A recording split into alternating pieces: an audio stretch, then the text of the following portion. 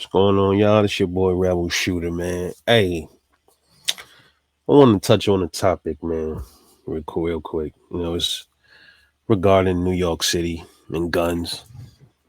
Growing up around guns in New York, so it's like a taboo subject to a lot of people. That's not from there. Guns pretty much in New York City is like it's taboo up there. It's like because for one, you're not supposed to have guns up there. It's illegal to have pistols. You can't conceal carry. You can't open carry. I believe we already know that the Supreme Court struck down the law. This 100-year-old law that had something to do with the NYPD, uh, telling people that they had to prove why they needed a weapon. So now it's going to be a little bit easier for people that live in New York City to obtain a concealed carry permit now. So stupid stuff, very unconstitutional. We already know that, but it is what it is. It's starting to, go in the right direction, look like, but they're gonna still try to make it hard one way or another. They're gonna still try. You know what I mean? I would even go as far as to say they might pull like a lot of false flags up there. They might even say that a concealed carrier shot at a cop and then the cop shot him and killed him. You might see something like that happen. Don't be surprised. You know what I mean? Look for stuff like that because they will do that. Like governments, when they can't get their way, they'll try stuff like that. They talk about the law. We break the law, but then they don't like following the law either. They don't like following rules, and they'll try to pull slick stuff to try to get things to sway back in their favor. That's what they do. But growing up in the city with guns, they was everywhere. You know, in the city, man. Like when I was growing up, like in the '80s, when it was like the crack era, there was a lot of violence. A lot of people were dying. A lot of bodies dropped. Like at least 2,000 murders in 1 year. I forgot what year it was. I think it was 90. Correct me on that. But there's always been guns all over the streets in New York City. But most of the time, it's not rifles. Like like in other cities, like you got other cities like Chicago, New Orleans. These dudes be having choppers and AR like AKs and all that. And you don't really see that in New York City. Most of the time, it's just handguns, like semi-autos, revolvers. Occasionally, you might catch somebody with a Mac or something like that, or a tech. But techs they're not really reliable. But in New York City, if you had a tech, you was the man. You get a tech, get your hands on a tech. People like, oh shit, you the man. You got a tech. It's just they just thought you was the dude with a tech. You feel what I'm saying? But they might, people in the gun world know techs ain't shit. Those Jam-O-Matics. AB10 is a little bit improved over the regular, the older tech, but you know what it is. They still can run, but you got to play with them a little bit. By the way, I'm looking for one. If I get my hands on an AB10 or a tech, I'll definitely, if I see one, I'll get it. And then, it's a collector's item, man. Absolutely that. And if I could, I don't know if Ingram Mac 10s, I don't know if those was all fully automatics or they was select fire, but I'm pretty sure you find your Ingram is going to cost you a grip. So I guess the next best thing to an Ingram is a Masterpiece Arms or whatever. But um, yeah, you can get a gun. It was not hard to get guns, and you wasn't supposed to have them. It's just that simple, but you knew where to get them from. Let's put it like that. And a lot of times, man, I remember high points. Like they were all over the place out there. I seen high points going for $700 up there. Like I'm not even making this shit up. And you know what? People will buy it because first of all, number one, they don't understand. They don't even know what a high point is. They don't know how much a high point should cost. The street price and the people that's selling them for 700 understand the demand. So they take that 700 and fuck around, go buy 6 more high points, and then sell those 6 high points for another 700. Crazy. That's a lot of money. But the people that buy them, they don't understand. Not saying that a high point is a horrible gun, but they don't understand. Oh, they're only $150 guns, brand new. So why am I paying 700 for a used high point? But so they don't care though. And up there, since the guns is really restricted up there like that, they don't care if they get their hands on anything. They'll pay $200-$300 for a goddamn a little Saturday night special. They don't care. Ammunition too. People up there, They'll put round balls in their guns and do crimes. They don't care about it being hollow point. Pretty sure it's like that everywhere. But I mean, it's amazing though. I grew up. I see so many different guns. I seen some shit. You know what I mean? But it's like you got to be careful up there too, because like let's say you got a crew of dudes, man. You got to be careful who you lend your gun to up there, because it's like you lend it to the wrong person. Something you lend it to one of your homeboys, and then you go back to get it because you need it. Oh man, I had to toss the gun because the cops came. You know, motherfuckers be lying. You know what I mean, or they really did have to toss it. So you know what I mean. It was always recommended, man. If you up there with an illegal pistol, man, if you walking with an illegal gun, keep that joint. Don't lend it to nobody, because it's always something that's gonna go wrong if you lend it to somebody. And then they so scared you, it's gonna be a long time before you probably come across another one. You know what I mean? So it was just like that.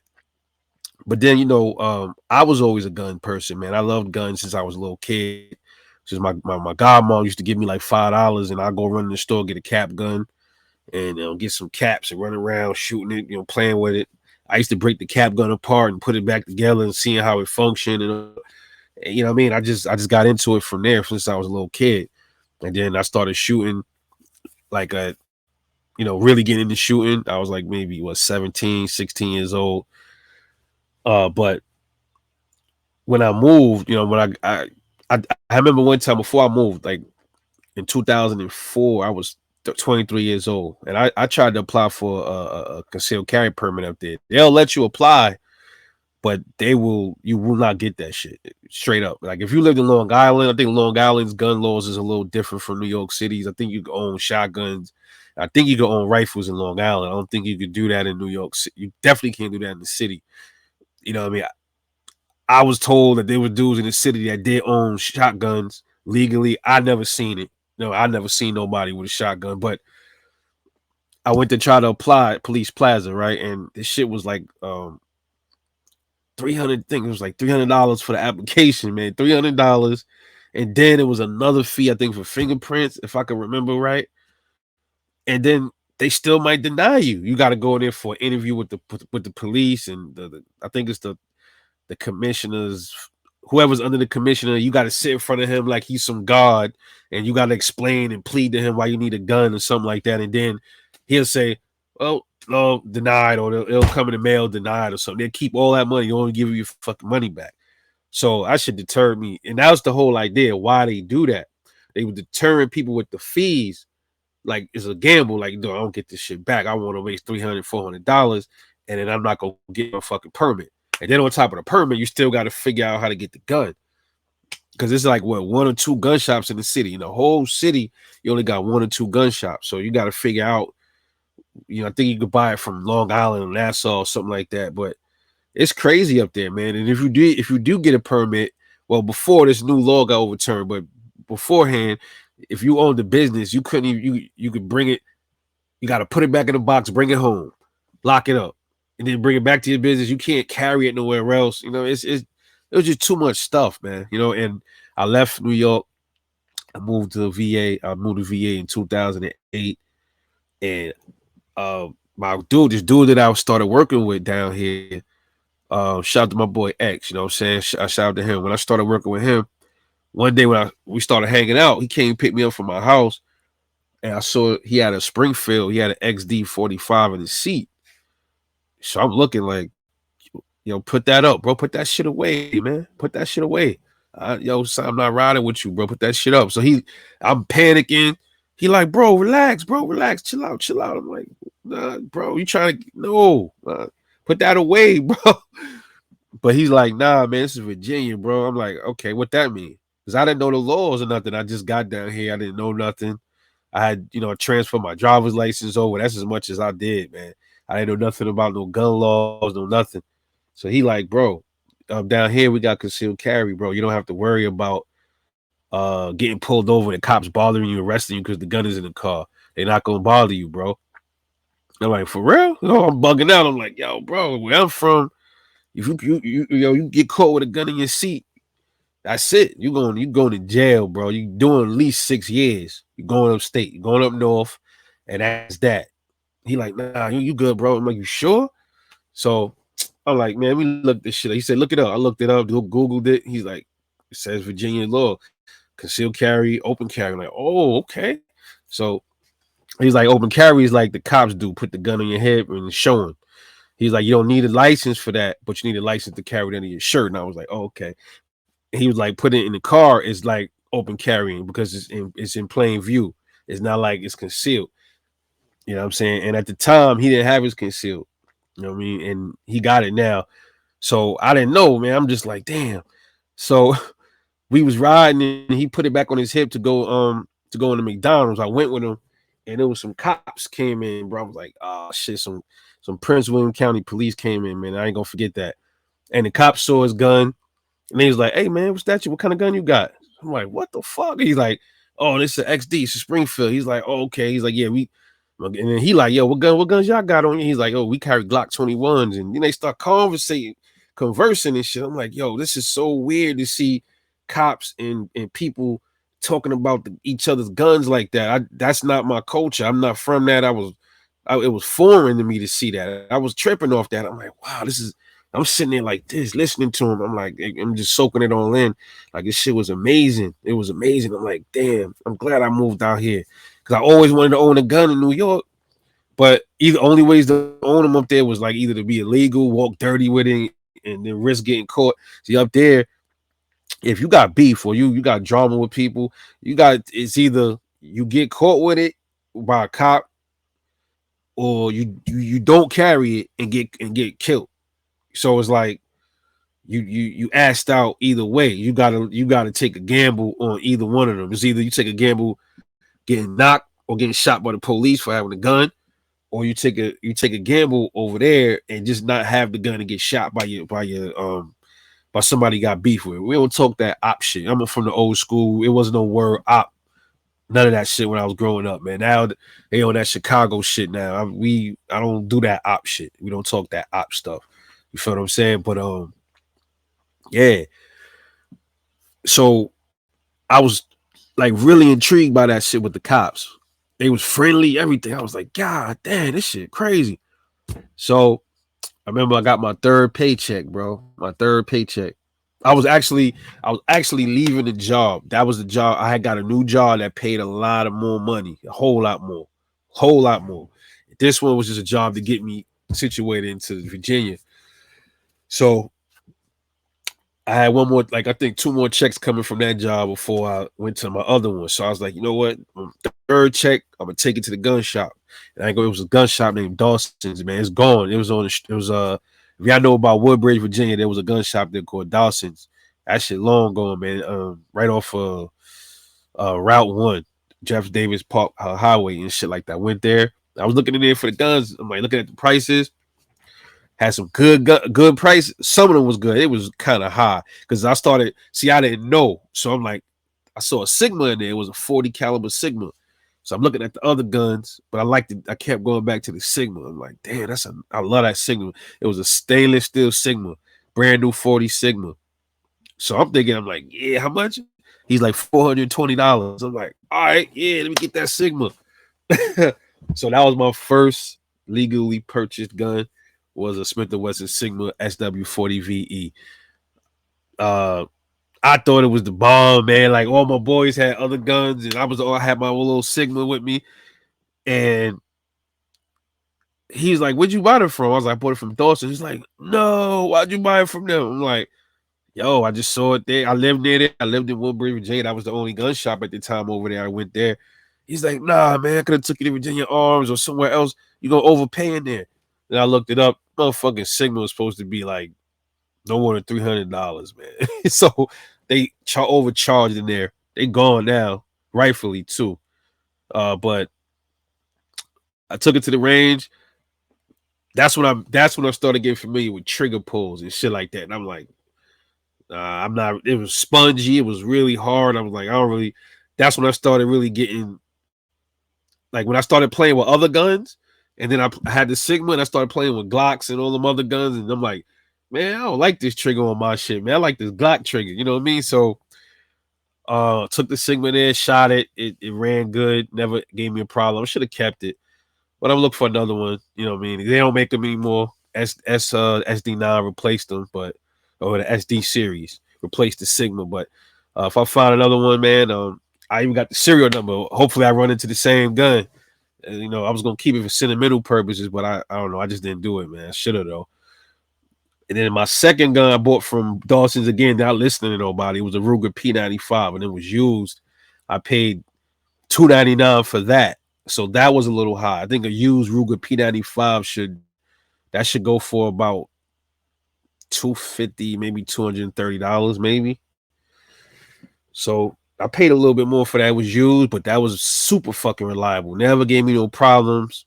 You know, and then my third gun was a Glock 19. So that was my sorry. My third gun was a Springfield XD subcompact. So you see, I started stepping it up, gradually trying to step it up, you know, and yo, man, I just got bit, bro. After I bought the Ruger, I just got bit by the gun bug, bro. I just started just buying all kind of shit. Bought a High Point. I bought a Ruger LCP. I had an all black one back then when it came out. I bought the Glock 19 back in 2011, and I bought a Glock 30.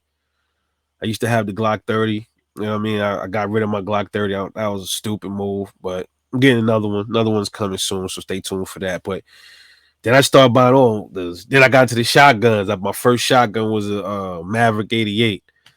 I paid like $185 for it. It was new back then. 180, I think almost a little under 200. Basic one, you know what I mean? Kind of like the one I just bought, the one I bought a while ago. But this one, it came with the pistol grip, but it didn't have nothing else, and I had to end up.